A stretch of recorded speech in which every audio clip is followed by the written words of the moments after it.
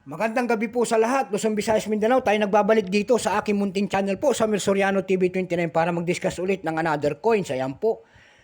Magandang gabi po sa lahat ng kolektor kung saan kayong panig na mundo po. Lalong-lalo na ang aking mga subscriber po. Ayan, thank you so much po sa lahat. Maraming salamat din po sa nanonood doon sa aking FB page sa Mil Soriano rin. Ayan, thank you so much.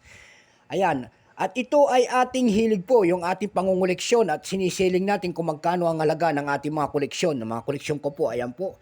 Magandang gabi po sa lahat ng kolektor kung saan kayong dako ng mundo po. Ang pag-uusapan po natin ulit ay BSP. Ayan po, 2012 po ang ating pag-uusapan. Ito po ay nakapalob sa BSP series. Ayan. Makikita nyo po ang dalawang imahe ng dalawang lalaki po. Nakaharap po sa kanang bahagi po at doon sa kanilang harap, sila po 10 pesos po ang nakalagay. Alam po, sila po ang ating mga bayani, si Apolinario Mabini and then Andres Bonifacio po. Ayan.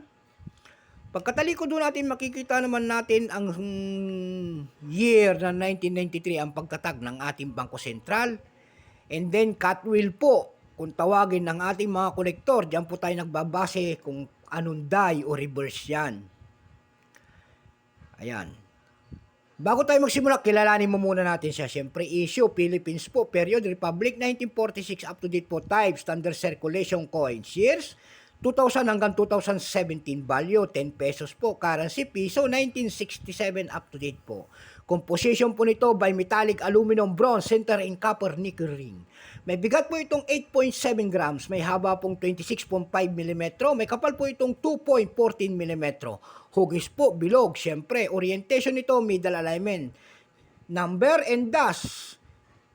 And dash 45919, reference number KM-278. Ayan. Ito pong 2012, kung tawagin ng ating mga kolektor, ito po ay reverse die 3B. 9% lamang ang kanyang percentage. Ayan po, wala pa pong mintage kung ilang piraso at ito ay ating ginagamit pa.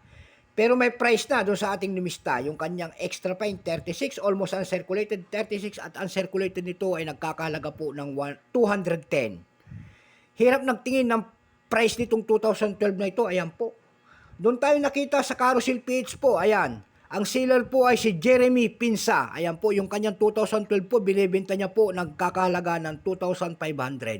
Yun lang ang aking may bahaging presyo po at wala na.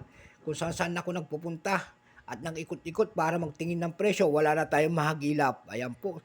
So hanggang dito na lamang po. God bless po sa lahat and take care.